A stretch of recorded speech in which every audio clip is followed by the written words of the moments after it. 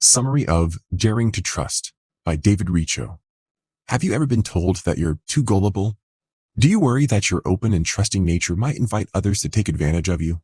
Or maybe you're the opposite, reluctant to trust anyone, including yourself. If you fall into the latter category, there's nothing wrong with you.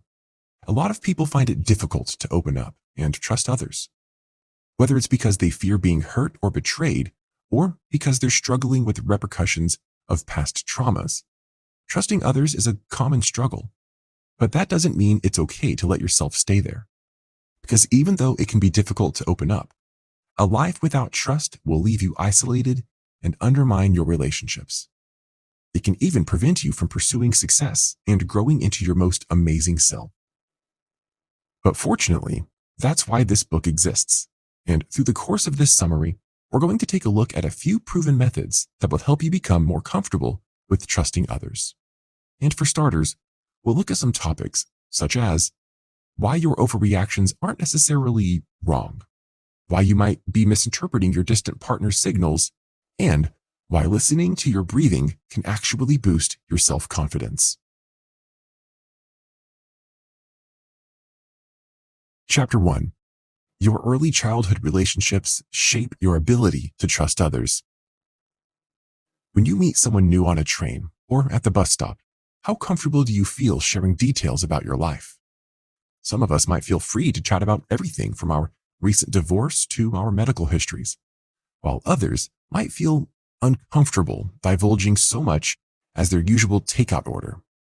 In most cases, no matter what our response is, our childhood experiences are usually responsible for shaping them. That's because children who develop strong bonds with their parents learn to trust more easily, since they grow up feeling secure in their sense that the world is a safe place. For example, when a child is scared and her mother comforts her, she learns to trust the mother as a source of safety and security, and feel more comfortable with the world in general. By contrast, children who don't grow up with this type of reassurance or nurturing family bond often struggle with forming close relationships in adulthood because they have a hard time opening up to others and worry that they'll be hurt if they try. And because our bodies remember the physical closeness we experience as children, the hugs and snuggles and security of a loving embrace, we can draw on these memories and comfort us in adulthood and remind ourselves that we always have a support system to rely on. That's why it's vital for children to form these bonds. For example, the author clearly remembers that when he was a very small child, his mother, grandmother, and great aunt came together to give him a bath and play with him every Sunday night. The closeness, laughter, and security they shared stays with him to this day, and he often relies on such warm memories to help him through difficult situations in adulthood. However, Richo asserts that this comes with the equally important caveat that adult authority figures should caution themselves against being overly possessive. An environment in which a child feels smothered can be toxic because it prevents the child from developing a sense of independence. That's why it's vital for parents to relinquish control by healthy degrees as a child grows older, allowing them space to explore the world, test boundaries, and develop their independent sense of self. Without the freedom to do so, a child can either grow to emotional maturity or develop a sense of trust in themselves.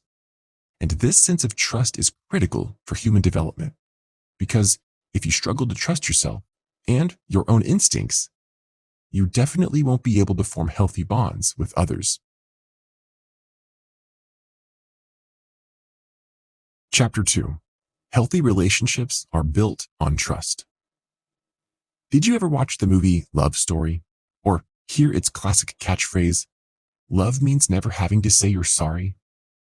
The utter fallacy of that line is just one example of the unrealistic, idealized romance that's depicted on the big screen. And, unfortunately, many viewers internalize these values. It is also true with the classic movie tropes of lovers rushing into a relationship after one meeting, fueled by plot lines which dictate that nothing ever goes wrong and they'll all live happily ever after. But in real life, relationships are often very different, as anyone who's ever compared their relationships to an on-screen rom-com knows. In real life, relationships are meant to be founded on mutual trust and respect, because this, not a haze of lust or attraction, is the real secret to finding lasting love. That's why mature adults know that the early days of seeing a prospective partner should be spent in getting to know them and assessing their trustworthiness. They understand that without this foundation of trust and security, you can't truly be intimate or feel safe with one another. So, how can you be a trustworthy partner? Well, for starters, you can prioritize your partner's well-being and make a genuine, consistent effort to keep the relationship passionate and alive. However, you should also understand that your happiness shouldn't depend on your partner, and you shouldn't expect them to always remain the same. If we draw on the teachings of Buddhism, we can understand that the world is constantly in flux, and that you and your partner will both evolve as a result of that. Accepting this will help you to be happier, not just with your relationship, but with your own life and personal development. But it's also important to remember that a distrustful partner can't satisfy your needs, and conversely, a partner who doesn't fulfill your needs cannot be trusted.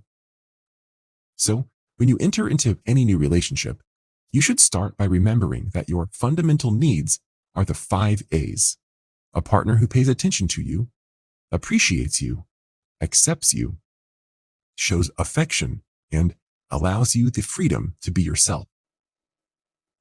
A partner who doesn't trust others is, sadly, incapable of doing any of these things because they are often too consumed by their own inner conflicts. This might lead her to do the opposite of fulfilling your needs in a relationship, like denying you the freedom to be yourself if she's afraid of being cheated on or abandoned and tries to protect herself through controlling behaviors. Similarly, a partner who doesn't trust himself might think that he's unable to be happy on his own and rely too heavily on a partner by expecting them to keep him pumped up all the time. He might expect more affection than it's even feasible to give, leading to misunderstandings or spiteful behavior when his partner doesn't meet his impossible demands. Chapter 3.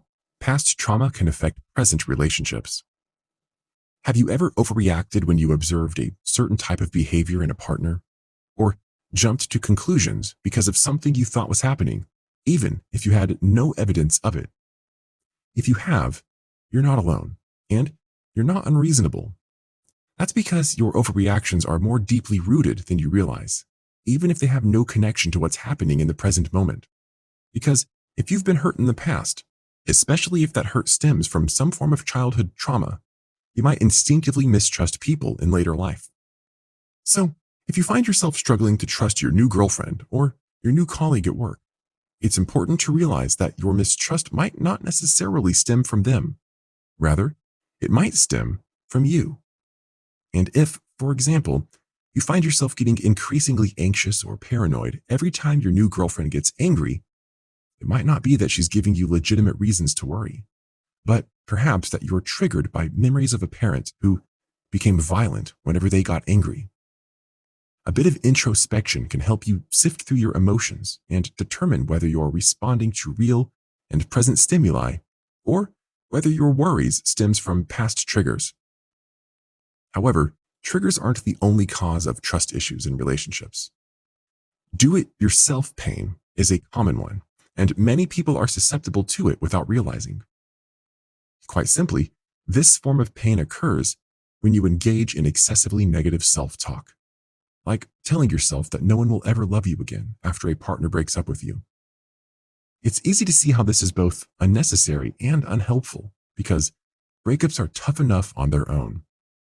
But the idea that you'll never find love again is simply untrue, and as tempting as it may be to indulge in nihilistic thoughts, telling yourself lies of this nature only makes the situation worse.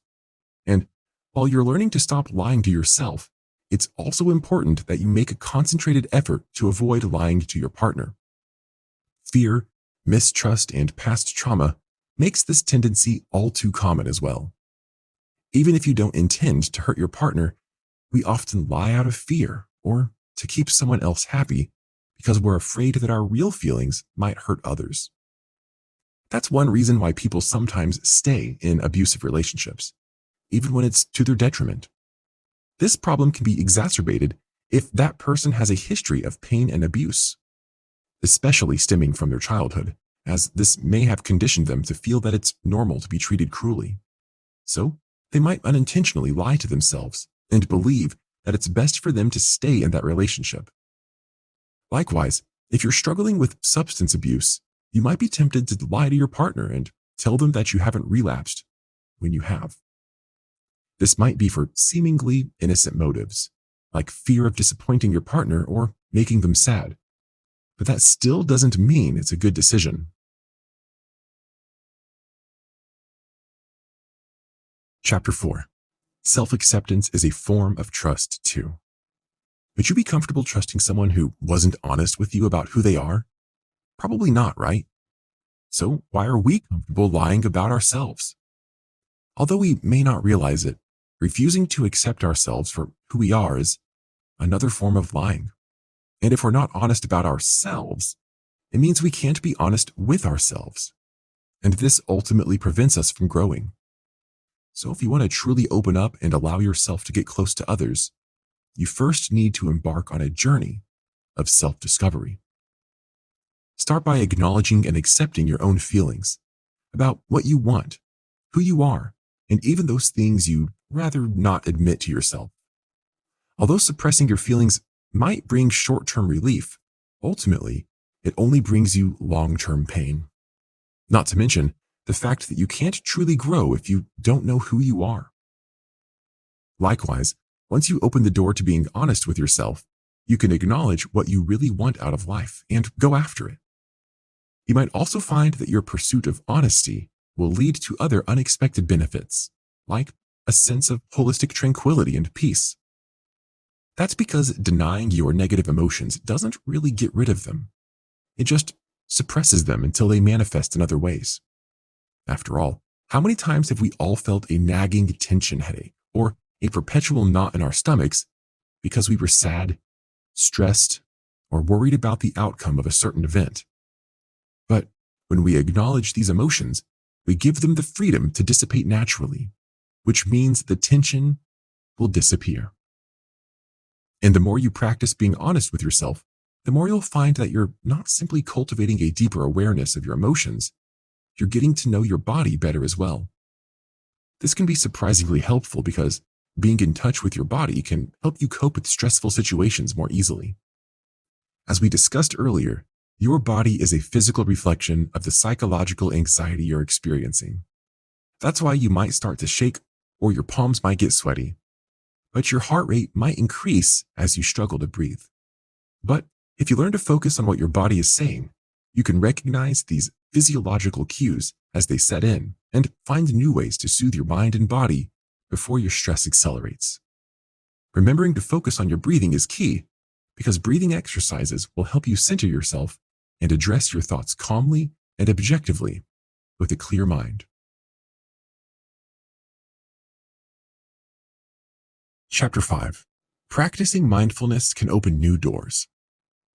One highly effective way to combat mental and physical stress is practicing mindfulness. In a sense, mindfulness is a supercharged version of the breathing exercises we referenced in the previous chapter because it invites you to develop your clarity and self-confidence by focusing on your breathing. You can dive into mindfulness by taking a few slow, deep breaths and concentrating only on the sensation of your breath as you inhale and exhale. As you direct your focus towards your breathing, allow your thoughts to pass through your mind without judgment. This is a critical difference because your attention remains on your breathing instead of ping-ponging between your anxious thoughts. It also removes the element of negative self-talk, which frequently accompanies our internal monologues and thus encourages us to confront our thoughts in a new, objective light. You can also apply these same principles in other moments of stress by making a conscious effort to stop what you're doing. For example, if you're sad because you're struggling with a loss that's hurt you deeply, you can use mindfulness to develop your sense of inner strength and overcome your pain. Rather than fighting or dismissing your thoughts, you can use mindfulness to acknowledge your thoughts and let them pass without judgment. Repeating this exercise will also help you to understand that these thoughts are temporary, and as such, you shouldn't allow your brain to permanently dwell on them. You can help yourself move forward by reinforcing positive messages or encouraging helpful self-talk. Positive affirmations are beneficial because they not only help you take your mind off your pain, they can also boost your self-confidence. That's because your perspective on any situation has a huge impact on your emotional response to it. So, whenever you're confronted with a negative situation, you should try to remember that a positive outlook is key. For example, let's say you're nervous about checking your work email because you're expecting some bad news. In situations like this, it might be tempting to tell yourself something like, "Everything is going wrong. Everything always goes wrong. I can't handle this." Or, "I don't want to know what comes next." But you'll be happier if your internal monologue says something more like, "It may be hard right now, but everybody goes through tough times. I've survived difficult circumstances before, and I can get through this too." So, when you tell yourself this, you're acknowledging your stress instead of repressing it, and you're offering yourself a message of hope that can help you power through the tough time. Doing this consistently will remind you that you have the strength to get through any hardship you might face, and that you are stronger than you think. So, don't give up.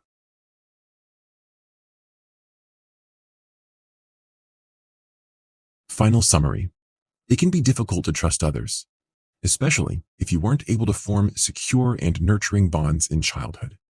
But developing your sense of trust and daring to open up is crucial to your own health and personal development, as well as the formation of your bonds with others. So, if you want to strengthen your ability to trust, it's best to start by being honest with yourself. Learning to accept yourself for who you are and acknowledging your emotions without judging them can help you become more comfortable in your own skin.